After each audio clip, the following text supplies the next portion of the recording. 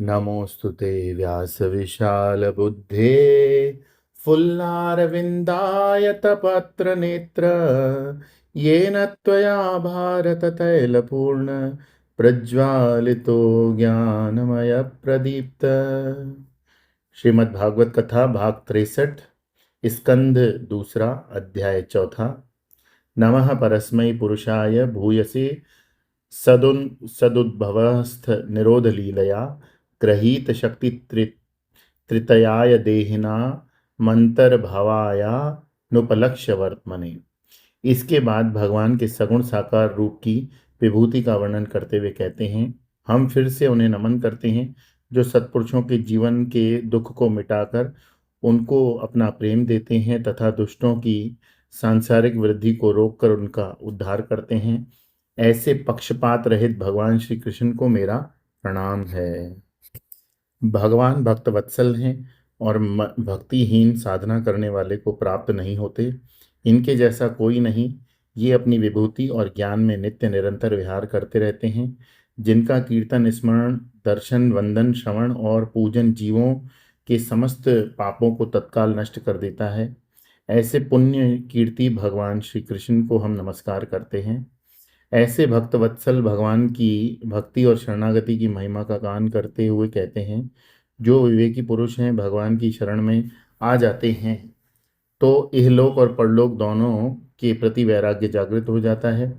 ऐसे ज्ञानी भगवान की कृपा से ब्रह्मपद प्राप्त करते हैं। जो बड़े बड़े तपस्वी, दानी, यशस्वी और सदाचारी तथा सभी मंत्रों को जानने वाले हैं, वे भी जब तक अपनी साधना को भगवान के चरणों में अर्पित नहीं करते तब तक उनकी साधना पूर्ण नहीं होती।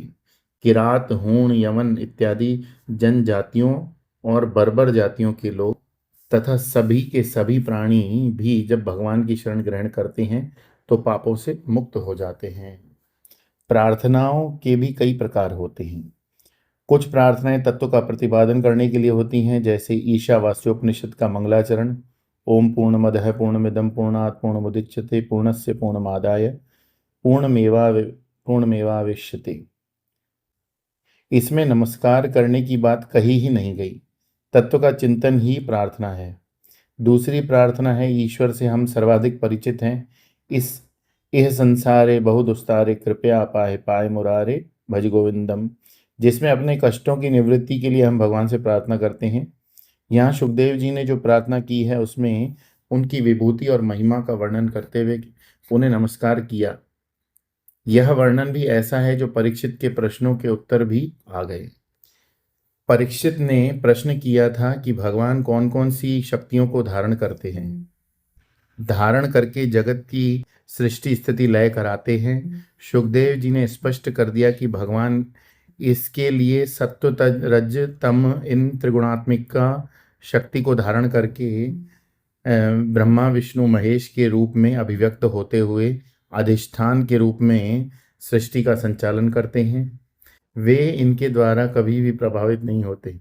निर्माण भी यह प्रक्रिया बताने के बाद सुखदेव जी ने यह भी संकेत दिया कि भगवान क्या क्या कार्य करते हैं। भगवान के लिए साधु पुरुष और दुष्ट का कोई भेद नहीं, दोनों को अपने में मिलाना चाहते हैं। इसके लिए साधु पुरुष को तो प्रेम देकर अपनी ओर खींचते हैं और दुष्ट बड़ा अमीर और प्रभावशाली होने लगता है तो उसके भी सांसारिक असफलता देते हैं, ताकि उसकी जीवन शैली भी बदले और भगवान की ओर उन्मुख हो।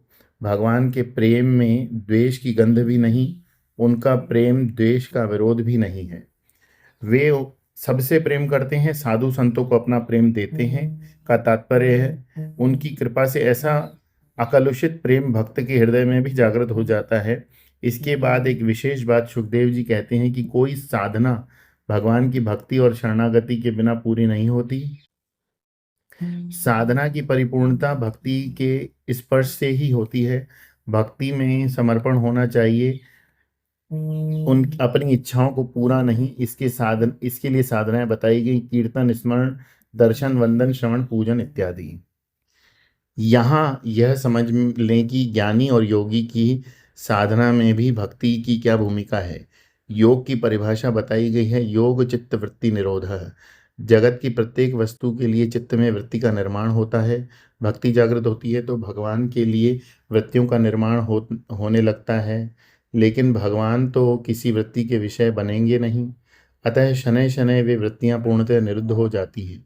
जो योग की पराकाष्ठा हैं, इस प्रकार वे विवेक का सहारा लेकर अपने जीवन को संवारते और साधना करते हैं। उनका मन किसी भी अनात्म वस्तु का चिंतन नहीं करता, यानी उनको जगत की प्रत्येक वस्तु से वैराग्य हो जाता है। विवेक की बैठक पर ही वैराग्य स्थिर होता है, वरना क्षणिक शमशान वैराग्य तो हर किसी को जीवन में एक नहीं अनेक बार आता और चला जाता है। श्मशान वैराग्य घड़ी दो घड़ी टिकता है, तो सत्संग से उपजा वैराग्य घंटे दो घंटे।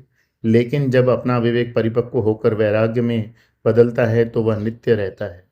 लेकिन ज्ञान के आधार पर सब कुछ को मिथ्या समझकर छोड़ देंगे तो उसके आगे क्या होगा।